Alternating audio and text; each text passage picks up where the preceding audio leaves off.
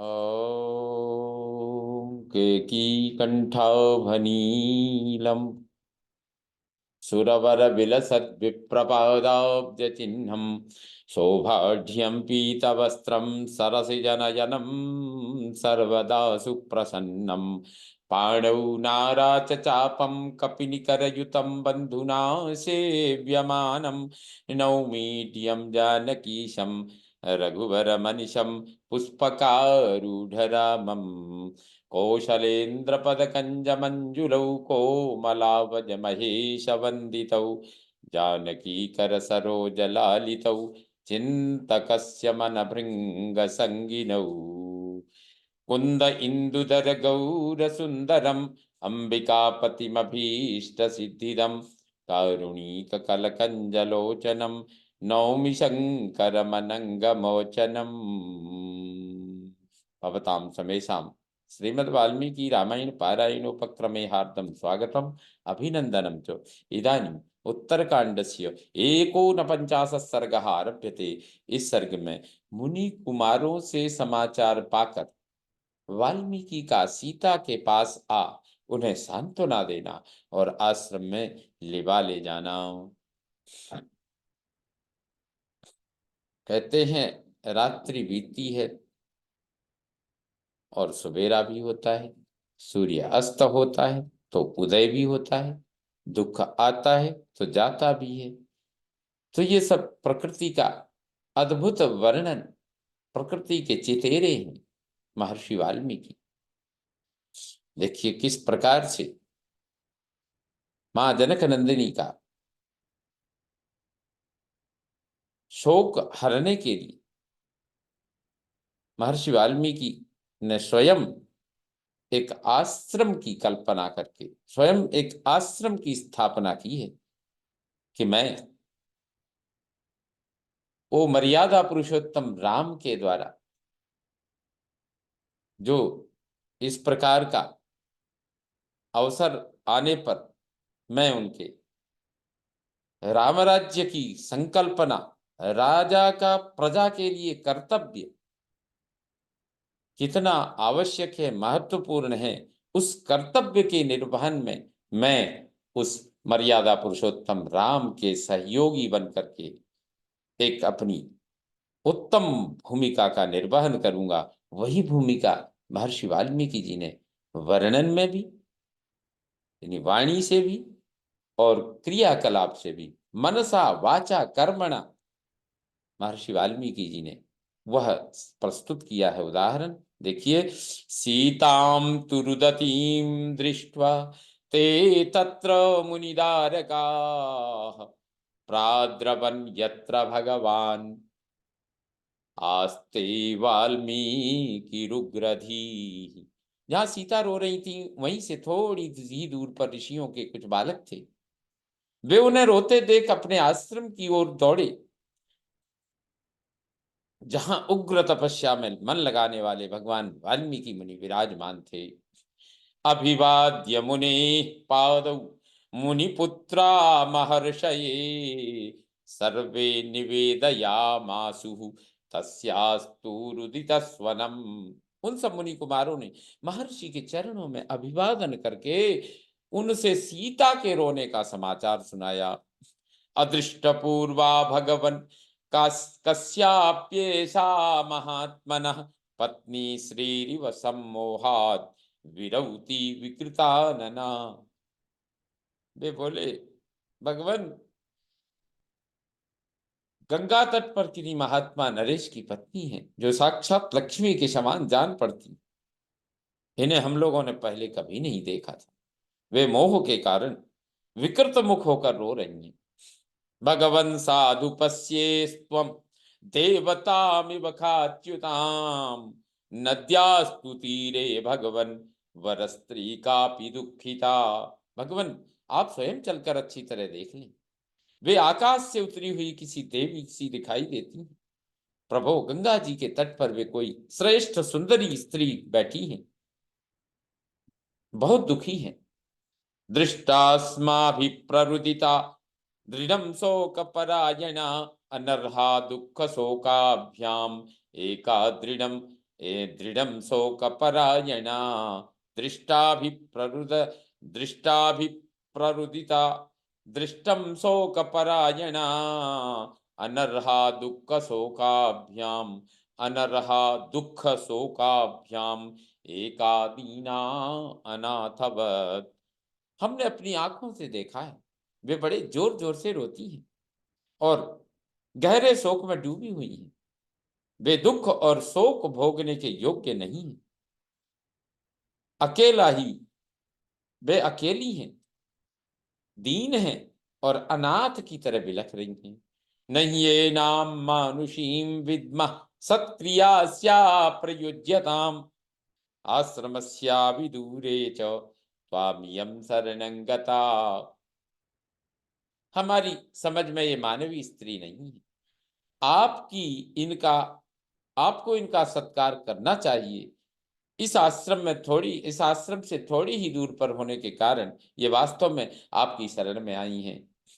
त्रातारमिच्छते साध्वी त्रातारमिच्छते साध्वी भगवन् त्रातुमर्हसि तेषां तु वचनं श्रुत्वा बुद्ध्या निश्चित्य धर्मवेत् तपसा लब्ध चक्षुष्मान् प्राद्रवत् यत्र मैथिली। भगवान, ये साध्वी देवी अपने लिए कोई रक्षक ढूंढ रही, अतः आप इनकी रक्षा करें। उन मुनि कुमारों की यह बात सुनकर धर्मज्ञ महर्षि ने बुद्धि से निश्चित करके असली बात को जान लिया, क्योंकि उन्हें तपस्या द्वारा दिव्य दृष्टि प्राप्त थी।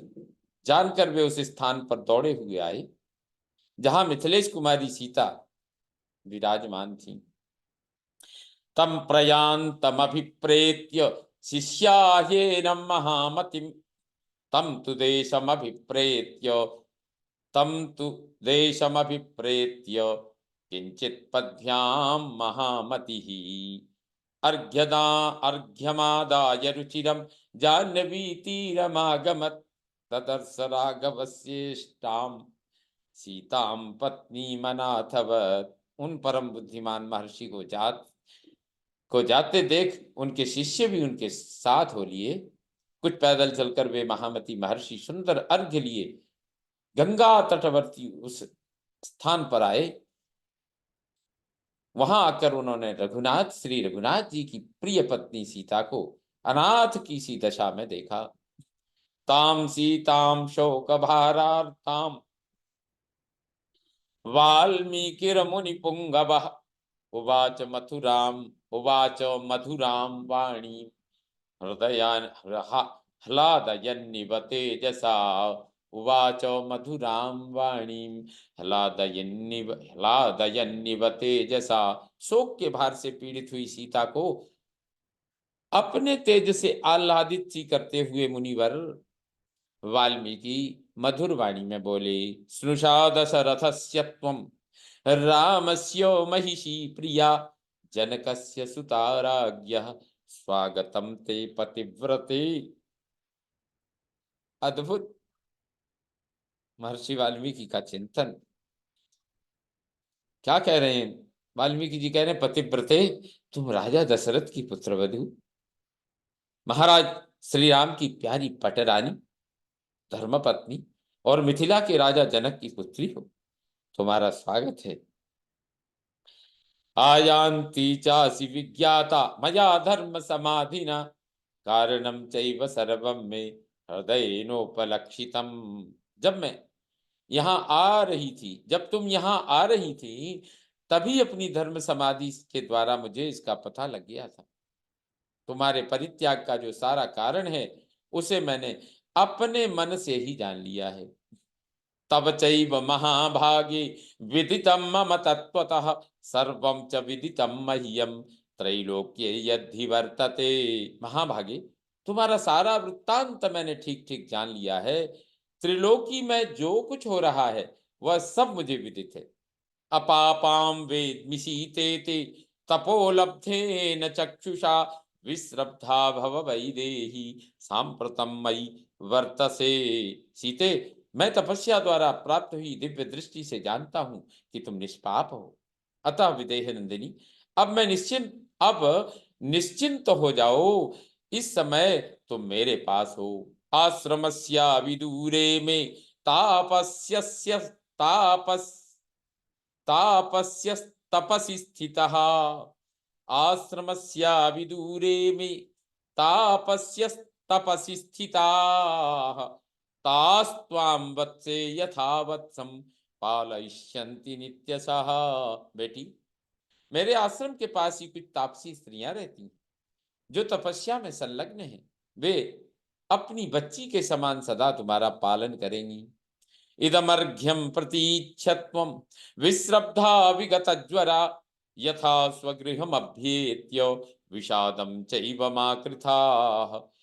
यह मेरा दिया हुआ अर्घ्य ग्रहण करो और निश्चिंत एवं निर्भय हो जाओ। अपने ही घर में आ गई हो ऐसा समझकर विषाद न करो। श्रुत्वा तु भाषितं सीता मुने परममद्भुतं शिरसा वन्द्य चरणौ तथेत्याह कृतांजलि। महर्षि का यह अत्यंत अद्भुत भाषण सुनकर सीता ने उनके चरणों में मस्तक झुकाकर प्रणाम किया और हाथ जोड़कर कहा, जो आज्ञा। तम प्रयान्तं मुनिं सीता प्राञ्जलि पृष्ठतोऽन्वगात्। तम दृष्ट्वा मुनिमायान्तं वैदेह्या मुनिपत्नयः उपाजग्मुर्मुदा युक्ता वचनम चेदमब्रुवन्। तब मुनि आगे आगे चले और सीता हाथ जोड़े उनके पीछे पीछे होली विदेह नंदिनी के साथ महर्षि को आते देख मुनि पत्नियां उनके पास आईं और बड़ी प्रसन्नता के साथ इस प्रकार बोली, स्वागतम ते मुनि श्रेष्ठ चिरस्यागमनम च ते अभिवादय अभिवादयामस्त्वां सर्वा उच्चताम किम चकुर्महे। मुनि श्रेष्ठ, आपका स्वागत है।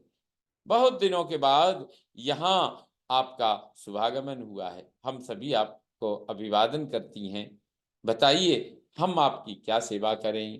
तासाम तदवचनम श्रुत्वा वाल्मीकिरिदमब्रवीत् सीतेयं समनुप्राप्ता पत्नी रामस्य धीमतः।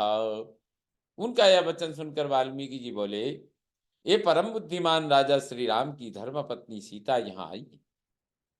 स्नुषा दशरथस्यैषा जनकस्य सुता सती अपापा पतिना त्यक्ता परिपाल्या मया सदा। सती सीता राजा दशरथ की पुत्रवधू और जनक की पुत्री है। निष्पाप होने पर भी पति ने इनका परित्याग कर दिया है, अतः मुझे ही इनका लालन पालन करना है। इमाम भवत्यः पश्यन्तु स्नेहेन परमेण ही गौरवान् मम वाक्याच्च पूज्यावोस्तु विशेषतः। अतः आप सब लोग इन पर विशेष अत्यंत स्नेह दृष्टि रखें। मेरे कहने से तथा अपने ही गौरव से भी ये आपकी विशेष आदरणीय हैं।